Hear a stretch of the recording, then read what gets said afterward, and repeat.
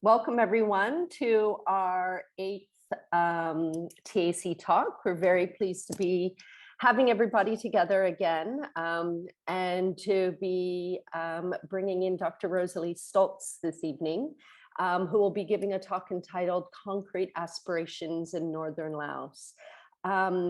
Rosalie and I had a really nice chat just before we got started earlier. And among other things, she showed me the piet bag that she had made herself while doing field work. So I hope she'll pull it out to show everyone.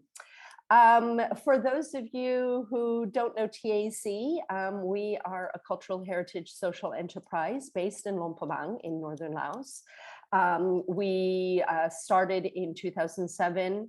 It was co-founded by myself and my co-director, Khmu, and we do a number of different things. We have a museum about the different ethnic groups of the country. We do artisan training, we do education and outreach in schools, and we have a very large livelihoods and handicrafts program where we sell crafts from rural artisans in our brick and mortar shops as well as our online shop. And 50% of the income from those shops goes directly back to our artisans. So if you'd like to learn more about TAEC, please do visit our website. We have a Facebook page and Instagram and all of those things. And I'll put those links in the chat box during the course of our conversation today. Now getting to today's talk and Dr. Rosalie Stolz.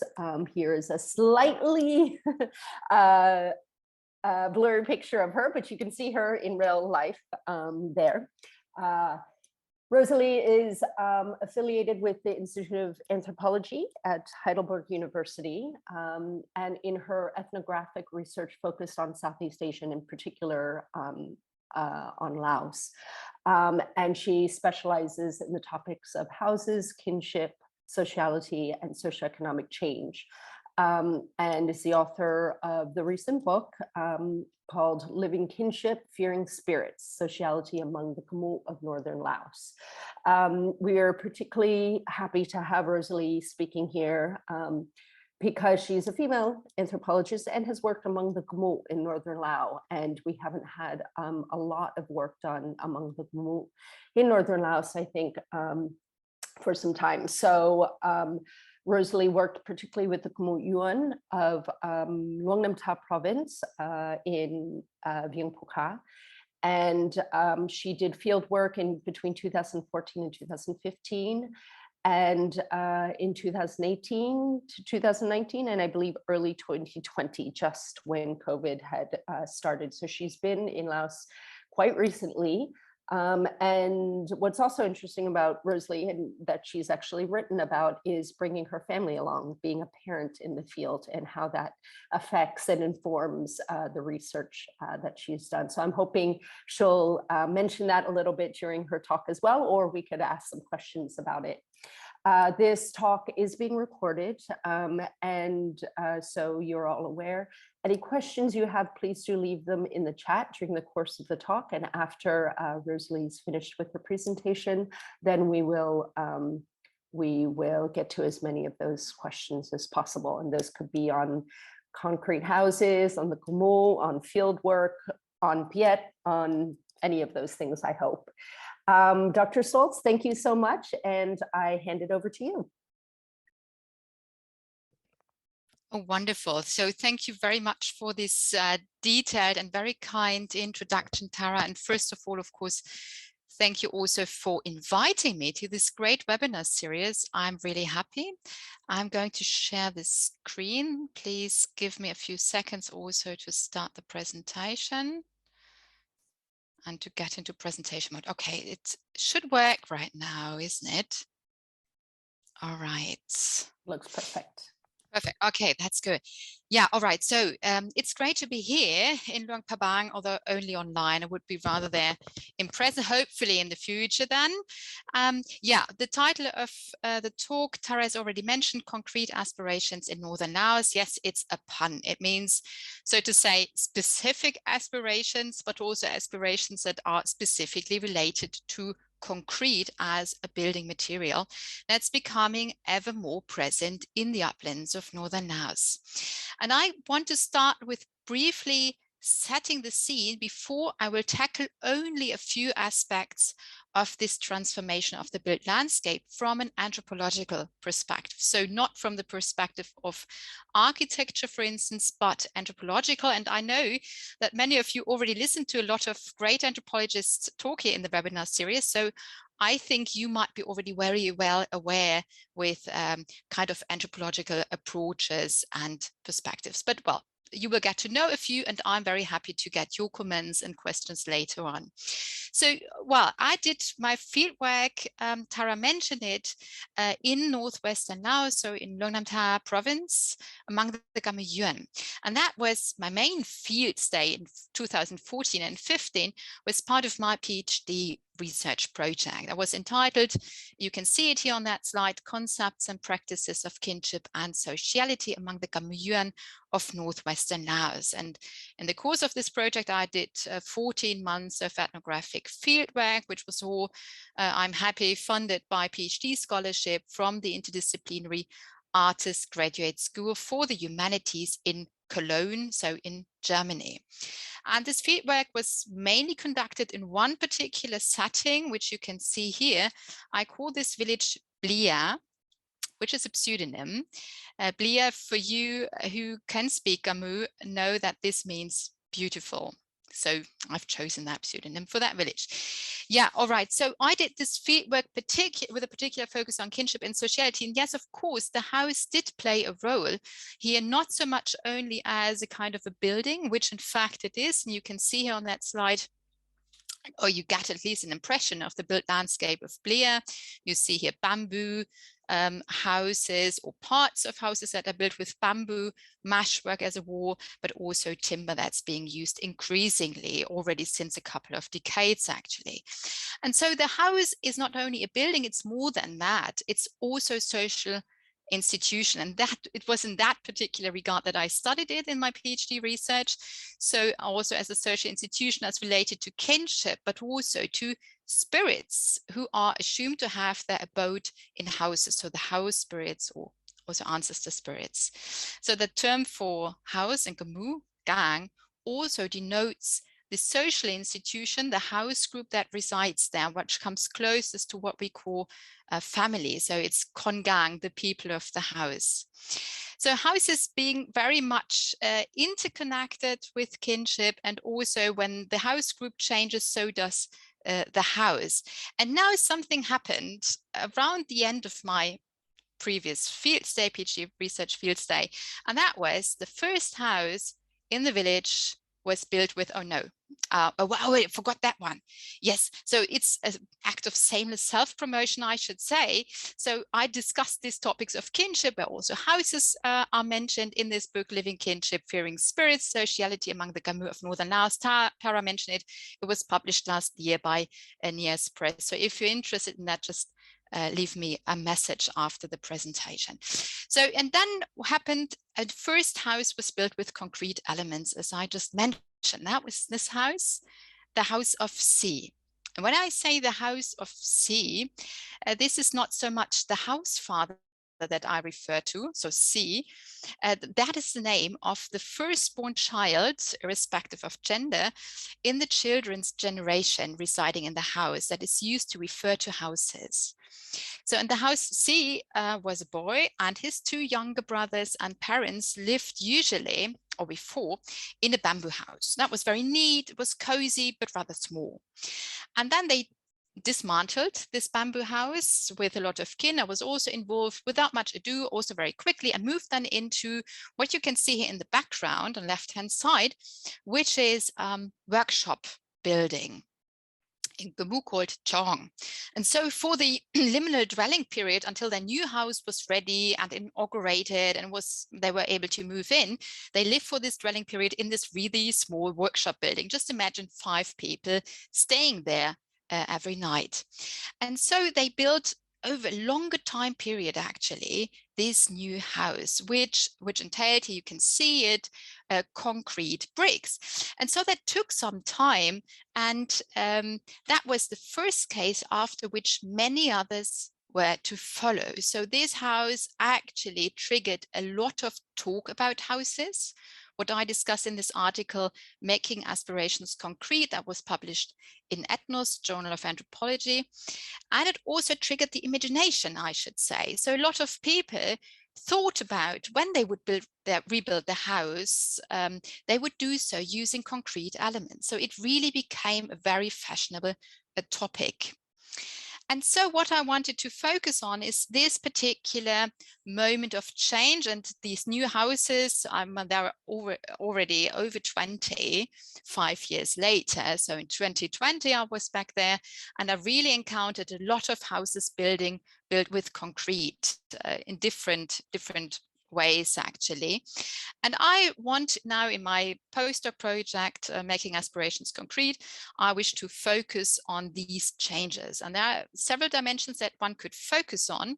I will present to you only a few of this work in progress. As you know, the COVID restrictions haven't made the extent research to the extent possible that I actually would like to have to do. So yeah, some questions are still open, but nevertheless, what I try to do is to show you some ways one can approach it and some preliminary thoughts about it. And the first one is related to the sensory dimensions. So what does it mean to live in one particular house, in a, let's say, for instance, concrete house in comparison to a bamboo one? And that is what you can see here on that slide, exemplified by pictures from two different situations and also two very different houses. One topic that is often discussed in the anthropological literature on houses, oh gosh, it's shifting its own, okay, in Southeast Asia, is the role that houses also as dynamic entities play with regard to sociality, to kinship. And one issue that is closely connected to materiality of houses is the topic of permeability. That's been mentioned by Janet Carson, for instance, but especially by Catherine Allerton and Christine Hallowell in her article, Good Walls Make Bad Neighbors. And what they discuss is in how far bamboo, but to lesser extent also timber houses, are permeable. So they allow glimpses, smells and sounds to cross the walls, which the residents might like or not. It's not always nice to be heard over, isn't it? So what you can see here on that side is a picture, so the bamboo house, picture taken from a wedding situation. And what you might guess is that you can easily see who passes by the house. You can also call someone in, oh, you just come in, sit down here with us. And also the people outside can hear what happens inside. And even things can be passed on from outside to inside and the other way around, also through the gaps that you can see here. So it's a rather permeable setting where the outside and the inside is not totally detached from each other. In the situation of a marriage, for instance, for a wedding party, this is very nice. It contributes very much to the village's soundscape. You might have your own experiences with weddings here, but it might be also situations in which you don't like others to hear what you say. Then it might not be the house to be the private space where you can relate things, but rather perhaps in the fields, at the field huts where you know no one will hear what you say. So the village soundscape comes very much to the fore here in these more permeable bamboo houses. And now see the contrast, and that is this also rather new concrete house, which was built with the help of professional carpenters. And there you got, when you closed really all the doors, a much stronger impression of being detached, of being enveloped by concrete walls, not so very well hearing what happens outside, and know that whatever you relay to others in the quiet voice inside might not be heard by others. So it's really the feeling of being more detached from the village's soundscape. I'm trying to describe it here in neutral terms. I'm not evaluating it, but it's definitely a different soundscape and also a different sensory expression that impression that it gives. An interesting result then is, how is it received by my Khmu interlocutors? So of course, what is very well known is of these bamboo houses and timber houses where there are certain social and material qualities. But now what is with these concrete ones? And there are two interesting and rather contrastive phenomena that I observed. The first thing is that I heard very often by those who are now residing also in houses built with concrete elements, that these houses, they don't have winds. They don't have winds. And here I thought, and my impression was that here the usage of wind does not so much focus really on ventilation, literally, but also to the ways in which sounds, smells, whatever, come along with the winds and cross the houses. So the concrete houses are much less permeable, as I said, to sounds. You really, let's say, not so much disturbed by anything that happens outside. So while that is noted as something that is cherished, on the other hand, what I also encountered, and that really surprised me, was that in 2020, for instance, when already 20 houses were built with concrete elements, there was an upsurge in log fires outside of the houses. So usually also during daytime, you might know it, the Khmu, they don't spend so much time in the houses, especially not alone. While you're working, the people are very busy with upland fields, with wet rice fields, cash crops, animal husbandry, and so on and so forth. So any part, able-bodied part of the population is usually outdoors. It's only in the evenings and of course early mornings and during night that the people spend time in their houses. And in the evenings, why it has been gotten the norm, or quite frequent in the last decades, that the people spend time in some houses where they might also watch television. And well, that means that they don't spend so much time at log fires like they've done before. So before television, there's been actually an upsurge in these log fires where neighbors would meet, where it's very easy to come together. So not any Khmu can just enter any house and sit down, watch television. There are some restrictions on that. And these restrictions are lessened at the log fires in these open public spaces in the village. And I saw a lot of people actually living in these conspicuously constructed concrete houses where you might assume that you will want to host a lot of guests to show that your house is so modern and fashionable.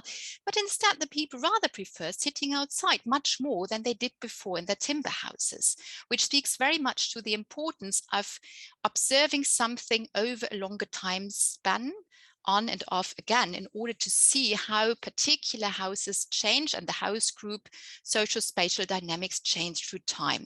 So that is a question that I also wish to follow up in the future, because what might be totally uncommon now might be something that the people get used to over time, which might mean that social, in combination with spatial dimensions, these practices might change. And I'd like to focus also on that more specifically. And what is also connected to that, that the people might find solutions for this problem. So if they like to have a kind of conspicuously constructed, modern, fashionable house, they might prefer rather to sleep where there are timber boards rather than concrete walls. And some might try to use, to find solutions for that, have accommodating particular qualities of concrete in combination with timber. And so have, for instance, the ground floor here encased with a concrete brick wall, and on the other hand, having an upper floor made of timber, which is more comfortable to the residents, as I was related here by the elderly man living here together with his son, the son's wife, and his grandchild. Another point is not so much the dwelling aspect, but rather the building dimension. So building houses, you know, is more than just constructing a building. It's also a social practice. It's connected to particular kinds of kinship belonging. It is something where particular skills might come to the fore. It might be connected to ritual practices. And yeah, it's a jolly occasion. It's a very festive event where you also have a chat together, where you drink together, smoke, and you have joint meals, usually during the erection of bamboo and timber houses. Every midday there is a meal produced with, cooked with fresh meat from slaughtered domestic animals, mainly pigs. And so this is really an occasion to meet, come across neighbors or other villagers, also from other neighborhoods, who you might not usually meet in everyday life. And also kin that is not closely related to you. So that is really a great occasion for having chats and gossip and so on and so forth. So while you see here that a lot of people are involved in erecting the house, and all of these men are more or less to the same extent skilled in building timber houses, and what does not fit could be made fitting by using the whale, the Khmu term for machete, so the bush knife. So not a lot of technology is actually necessary here. And it's also something where, let's say more or less the whole population is skilled in building. Even the women are, although they are not so much involved as compared to bamboo houses, where for the bamboo walling and also the floor, women are very much involved in knitting bamboo. But here, this is actually still a very jolly occasion, as I said. It appears chaotic, which it's not. And it's something, a process that has a clear beginning, a clear end, is accompanied by rituals. And now see this in comparison to what you should see in this next slide, which I cannot change to, oh yes, now. So the erection of concrete houses, or houses with substantial elements of concrete, it takes much longer. And what you need are committed helpers that are really willing to accompany you and help you over a longer time period. And keep in mind, Khmu are always busy with something. So taking a leave for 2 or 3 days is one thing, but for 3 or 4 weeks is written on a different page. And so having someone who really oversees this kind of work. So we sometimes speak of someone in charge of the construction process, but here in the case of the timber or bamboo construction, there is not just one person in charge. Actually, it's a cooperative process, and it's something where the processual steps are also negotiated among different persons. While here, it's necessary to have a few persons who are committed over the whole construction period and who have a say, who decide. So it's actually a different role that the builders here have. And what I also encountered is that while we did not have any kind of specialist carpenters as part-time specialists in the village, now it appears, and that is a question, as if certain part-time specialists are appearing. So these being persons who are known to be particularly skilled at working with concrete, who might have already have experience through labor migration, where they were involved in construction work. And they also, have the reputation of being particularly skilled and are often asked then to help during constructions. And they are not yet getting payment, or say that they don't want to get payment, like here, the guy you can see here, whom I call Lang Muang. He says he does not want to get any kind of payment, but rather he's receiving gifts, or he's knows that he will get support in return when, for instance, his children will marry, or when he's constructing a new house for himself, which he hasn't so far. So the question that arises here is what kind of, or does a kind of part-time specialist being emergent profession, who is going to take that task? How far is it related to general socioeconomic change? Which role does gender play here? And in how far do rituals and ritual specialists interact here with this kind of new building process?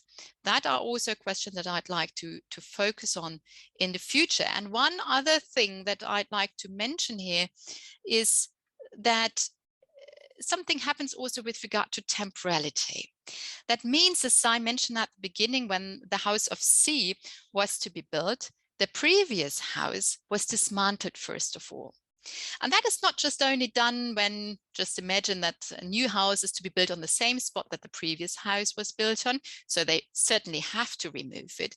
But removing a house, dismantling it, is something that is also done when, for instance, the last residing house group member dies, or when the last remaining house group member moves elsewhere.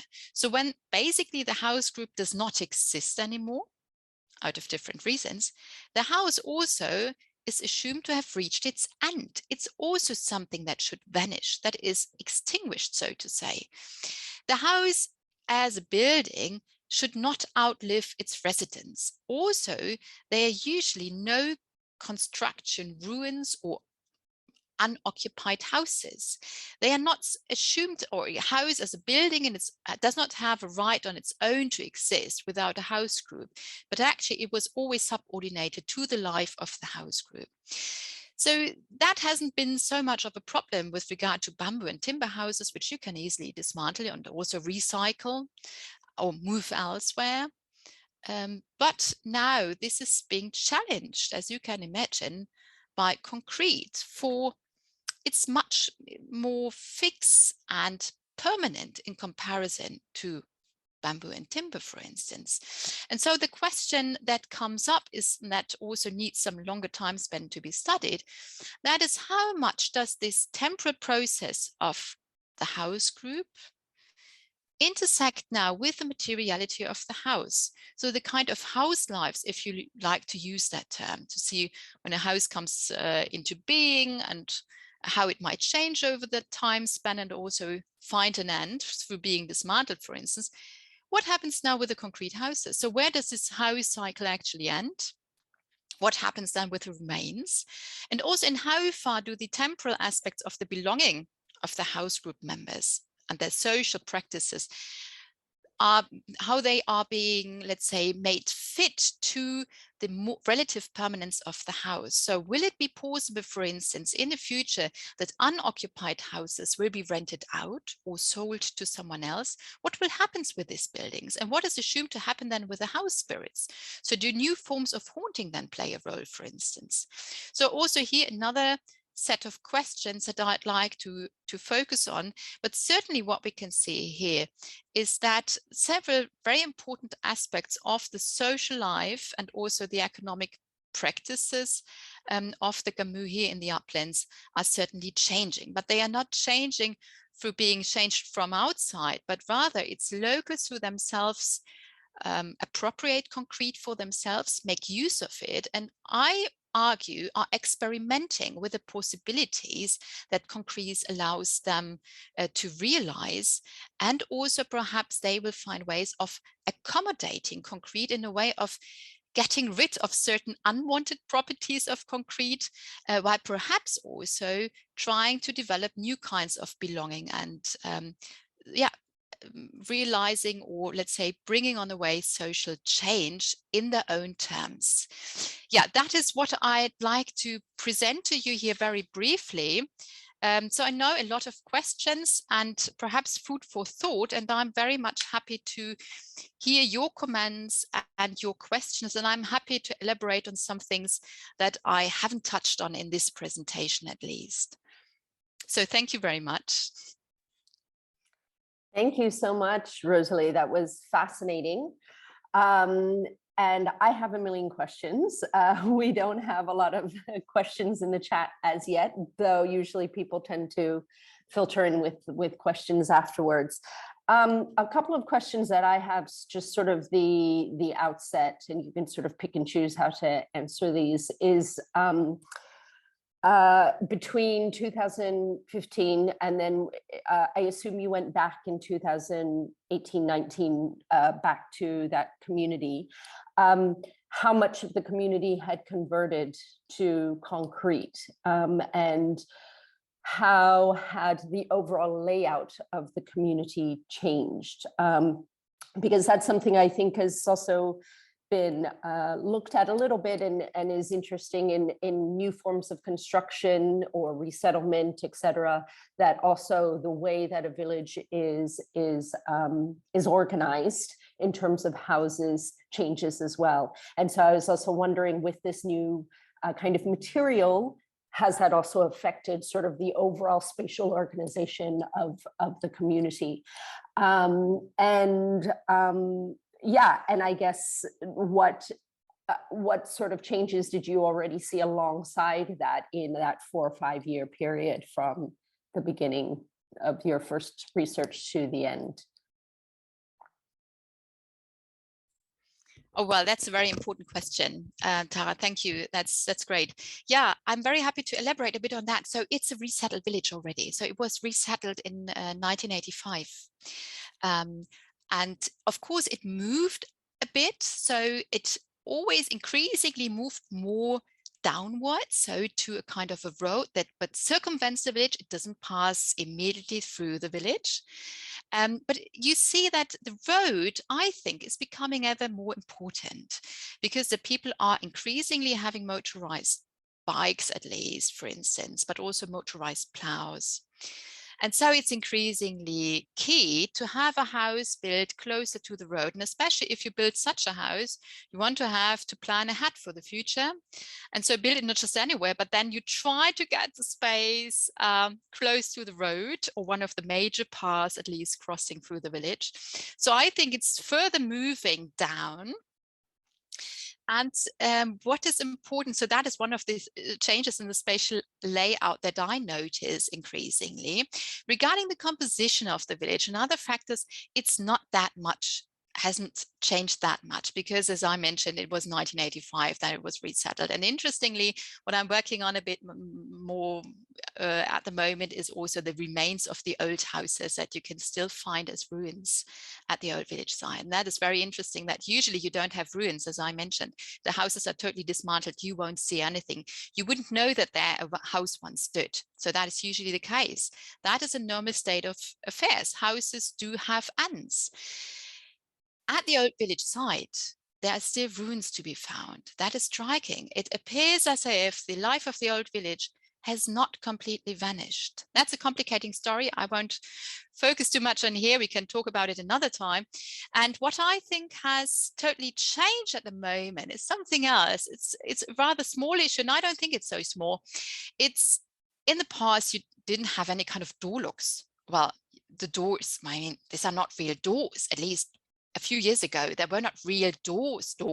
And now you can see even doors that you can lock. And what I now see is that children are having their keys with them when they go to school in order to open the door locks. I was so often taught, do you have the key? You have to have a key in order to open the door. Never heard this. So also taking care of your stuff, not just hanging your bag. And you mentioned this knitted bag. So I was often reminded by my close interlocutors, oh, don't just hang your bag anywhere, always have it with you. I was so stunned. So interestingly, what I noticed, I mentioned it, there are not so many guests entering the concrete houses. And I heard it's often out of embarrassment. The people are not yet used to entering concrete houses, which they rather regard as being something typical lowland way, although they are creating it themselves. They say, oh, this is the Khmu style of building a concrete house, but still there is some hesitance in entering them. So the houses don't get a lot of guests. I mentioned it, they're sitting rather outside in the vernacular public spaces at log fires. And at the same time, there is an increasing fear of theft, so of intruders, of those who enter the house, although you don't want them certainly to enter the house. So that is a kind of awkward development, not awkward, it's a very interesting one, contrasting things happening here. So not having so many guests, but perhaps a lot of fear of uninvited guests. So these door locks are actually mushrooming, and it's a very fascinating development. That is my answer for now, Tara, but perhaps you could go no, in the future. That's great. Sorry, I might have missed that. About how big is this community? How many households around was it? I might have missed that. No, I haven't mentioned it. I'm sorry. So 2014-15, it was around 93 houses. Okay. And then it's slightly over 110 at the moment. So it's an increasing community. It's not the case like you might have heard from other settings where you have a, let's say, decreasing rural population, a lot of people moving elsewhere to Luang Prabang, for instance.